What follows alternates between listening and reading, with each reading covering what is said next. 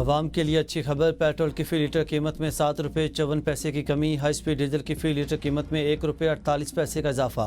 Petrol की नई कीमत 264 रुपये 61 पैसे फी लीटर, जबकि 1 रुपये 48 पैसे के साथ हाई स्पीड डीजल की कीमत 285 रुपये 83 पैसे हो गई। नोटिफिकेशन जारी। दहशतगर्दी के खिलाफ कसीरुल-जहती हिकमत अमली अपनाई, दहशतगर्दी को जड़ से उखाड़ेंगे। वज़ीर-ए-आज़म का इजलास से खिताब, कहा रियासत पाकिस्तान ने दहशतगर्दी के खिलाफ जंग में कसीरुल-जहती हिकमत अमली अपनाई। ज़मीनी ऑपरेशन, कानून साजी, इंतहा पसंद सोच की हौसला शिकनी जैसे अनासर का मौसर इस्तेमाल किया गया। बहादुर सपूतों का दहशतगर्दी के खिलाफ जंग में किरदार काबिल तारीफ है। दहशतगर्दी के खिलाफ जंग में कौम, सिक्योरिटी और इंटेलिजेंस इदारे मुत्तहिद हैं। फितन हिंदुस्तान, फितन खारिज के मुकम्मल खात्मे के लिए जामे हिकमत अमली पर काम कर रहे हैं। स्मगलिंग की रोकथाम से माशियत पर मुस्बत असरात मुरतब हुए। दहशतगर्दी से पाक और पुनम मजबूत रियासती ढांचा ही सरमायाकारों का एतमाद बहाल करता है।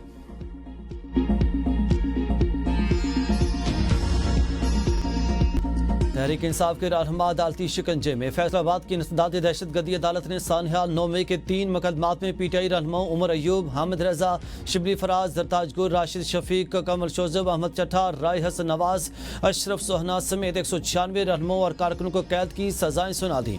फवाद चौधरी, जैन कुरैशी और ख्याल कास्त्रो समेत 88 को बरी कर दिया गया।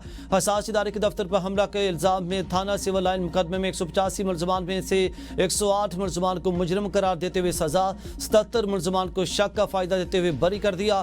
थाना गुलाम मोहम्मद आबाद के मुकदमे में 66 मुलजमान में से 60 मुलजमान को मुजरिम करार देते हुए सजा सुनाई गई। 7 मुलजमान को बरी कर दिया। अदालत ने पुलिस व नजर आतिश करने के केस का भी फैसला सुना दिया। 32 में से 28 मुलजमान को मुजरिम करार देते हुए 10-10 साल कैद की सजा सुनाई गई, जबकि 4 मुलजमान बरी। भारत के खिलाफ अमरीकी घेरा तंग, नई दिल्ली पर 25% अमरीकी टैरिफ आज से लागू। रूस से ताल्लुकात पर भी जुर्माना आयद, नई दिल्ली में हलचल। अमरीकी सदर ने कहा भारत ने हमेशा रूस से अक्सरीती फौजी साजो सामान खरीदा है। तवानाई के शोबे में भी वो चीन के साथ रूस का सबसे बड़ा खरीदार रहा। भारत ने दोस्त होने के बावजूद हमसे कम कारोबार किया। भारत दुनिया में सबसे ज्यादा टैरिफ वसूल करता है मगर हमें कम देता था। ये तमाम इकदाम नाकाबिल कबूल और तौहीन आमेज़ हैं। अब ऐसा नहीं चलेगा। अमरीकी वज़ीर खजाना स्कॉट बेसेंट की भारत पर कड़ी कहते हैं कि भारत के साथ तिजारती मुज़ाकरात पर मायूसी हुई। पूरी अमरीकी तिजारती टीम भारत के रवैये से मायूस है। भारत रूस पर पाबंदियों के बावजूद बड़ी मिकदार में खाम तेल खरीदता है, इसे रिफाइन करके दीगर ममालिक को फरोख्त करता है। भारत आलमी सतह पर जिम्मेदार किरदार अदा नहीं कर रहा, जो बैन अल-अक़वामी तिजारती शफाफियत और पॉलिसियों के खिलाफ है।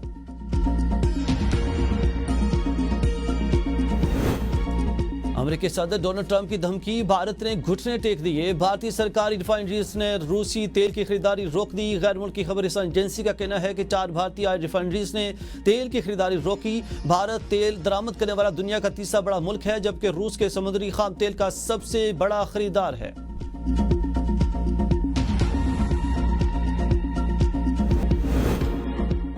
वफाकी हुकूमत का चीनी बुरहान पर सख्त एक्शन। 18 शुगर मिल्स मालिकान को ECL में डाल दिया।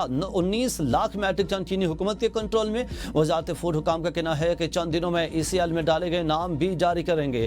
फैसला चीनी की मसनूई किल्लत और कीमतें मजीद बढ़ने के खदशे के पेश नजर किया गया। तमाम शुगर मिल्स में चीनी स्टॉक पर FBR के एजेंट्स तायुनात। शुगर मिलों के चीनी स्टॉक पर ट्रैक एंड ट्रेस सिस्टम लगा दिया गया। ट्रेडिंग कारपोरेशन ऑफ पाकिस्तान की जानिब से 1 लाख मैट्रिक टन चीनी की दरामद के लिए टेंडर खोल दिए गए। वफाकी वज़ीर आला तनवीर हुसैन कहते हैं कि मुल्क में चीनी का कोई बहरान नहीं। चीनी बरामद दरामद के मामले पर एक गलत तासुर पैदा किया जा रहा। चीनी कोई पहली बार दरामद नहीं की जा रही। गुज़श्ता साल चीनी का सरप्लस ज़ख़ीरा मौजूद था, जिसे मद्देनजर रखकर बरामद का फैसला किया गया।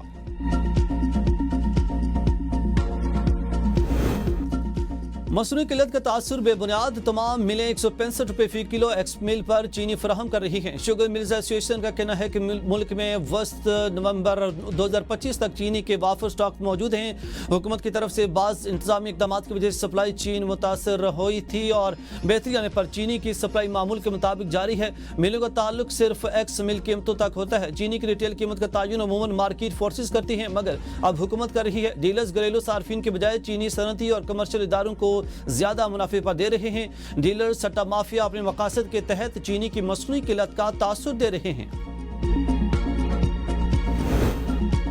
मुल्क भर में यूटिलिटी स्टोर्स बंद, खरीदो फरोख्त खत्म। वज़ीर-ए-आज़म और बोर्ड ऑफ डायरेक्टर ने यूटिलिटी स्टोर्स बंद करने की मंजूरी दे दी। वज़ारत सनअत और पैदावार ने यूटिलिटी स्टोर्स बंद करने का नोटिफिकेशन जारी कर दिया।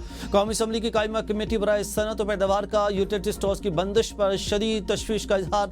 अरकान कमेटी ने कहा कि कायमा कमेटी की हिदायत के बावजूद यूटिलिटी स्टोर्स की बंदिश का फैसला किया गया। अरकान ने कहा कि वफाकी वज़ीर ने कौमी असम्बली में यूटिलिटी स्टोर्स बंद न करने का ऐलान किया था। यूटिलिटी स्टोर्स की बंदिश के खिलाफ मुलाजमीन का धरना जारी। मुलाजमीन के यूटिलिटी स्टोर्स कॉर्पोरेशन की बंदिश का फैसला वापस लेने का मुतालबा।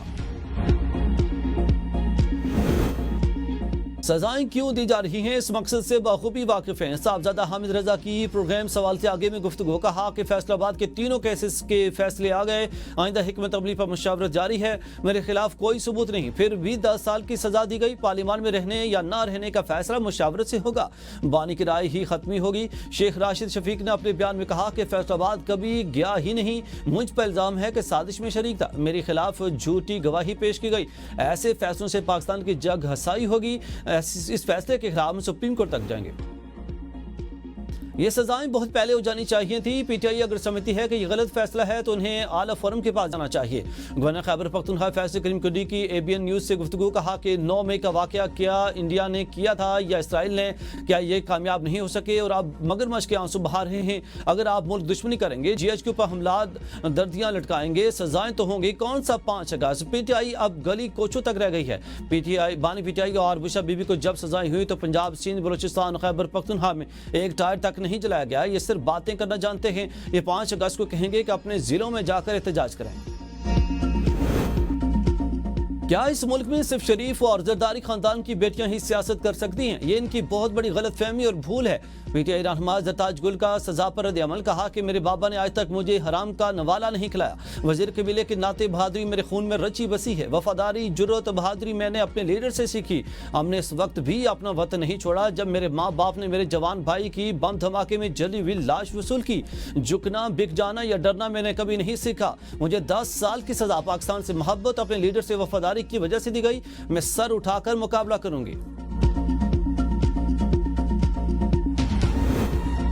हमें जाती मफाद से निकलकर मुल्क का सोचना होगा। ऐसे फैसले आएंगे तो मुल्क तरक्की करेगा। सजाएं इन लोगों को ही हैं जो मुल्क में इंतशार फैलाते हैं। बैरिस्टर दानियाल चौधरी कहते हैं अदालती फैसला मुल्क में मनफी सोच के खिलाफ है। जलाओ गहराओ की सोच के साथ मुल्क आगे नहीं बढ़ सकता। पीटीआई वालों ने इदारों पर हमले किए। 9 मई के बाद भी ये लोग इदारों के खिलाफ मुहिम चलाते रहे। दुश्मन ने पाकिस्तान पर जारहियत की तो इन लोगों ने मजाक उड़ाया। इख्तियार वली खान बोले फैसले से साबित हुआ कि 9 मई के पीछे पीटीआई की आदत थी। 190 मिलियन पाउंड केस में बानी पीटीआई अहलो अयाल समेत मुलविस हैं।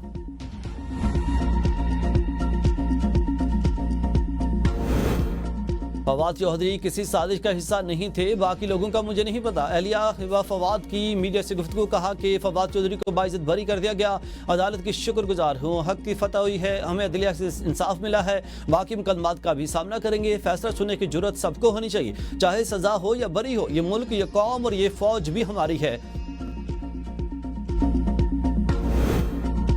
मुल्क को नुकसान पहुंचाने वाले सब लोग जद में आएंगे। आने वाले दिनों में पीटीआई की मजीद नाअहलियां होंगी। सेनेटर फैसल वाडा कहते हैं पीटीआई के नजरियाती लोग बानी और पार्टी की पीठ पर खंजर घोंप रहे हैं। ये लोग खुद को सियासी शहीद बनाना चाहते हैं। अली बिन गंडापुर अपने इक़्तिदार के आखिरी मराहल में है।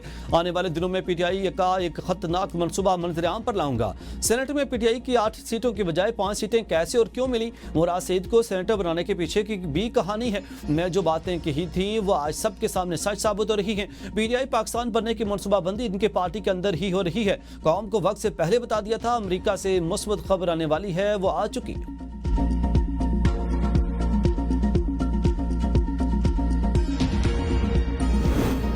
बानी पीटीआई की कॉल पर इस्लामाबाद में 5 अगस्त को बड़ा जलसा। F9 पार्क में एहतजाज की बाज़ाब्ता दरखास्त जमा। मरकज़ी क़यादत लाइल्म, मकामी क़यादत खुद तैयारियों में मसरूफ। तहरीक इंसाफ की तरफ से पीटीआई इस्लामाबाद रीजन के जनरल सेक्रेटरी मलिक अंवर ने F9 में जलसे की इजाज़त के लिए DC इस्लामाबाद को बाज़ाब्ता दरखास्त दे दी। पीटीआई क़यादत ने 5 अगस्त से एहतजाज पर ताहाल कोई प्लान नहीं दिया। फैसला मकामी क़यादत ने खुद किया। बैरिस्टर गौहर का कहना है कि मरकज़ी क़यादत ने किसी को जलसे या एहतजाज की हिदायत नहीं दी।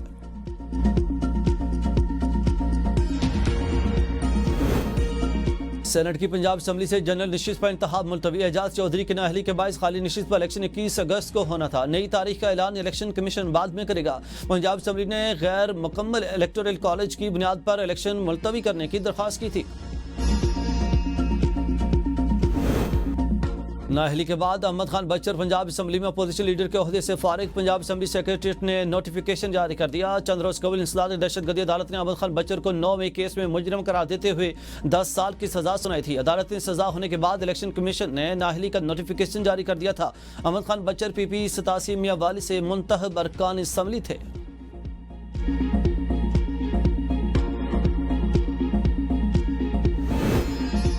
खैबर पख्तूनख्वा सेनेट इलेक्शन सानिया निश्तर की खाली नशिस्त पर PTI के उम्मीदवार मिशाल यूसुफजई सेनेटर मुंतखब। मिशाल यूसुफजई ने 86 वोट लेकर सेनेटर मुंतखब हुई।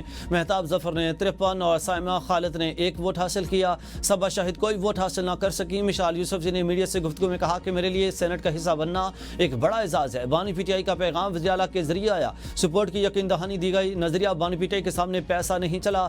PTI का कोई वोट अपोजिशन को नहीं गया। 2 वोट मुस्तरद हुए जिन पर गलत निशान लगा था।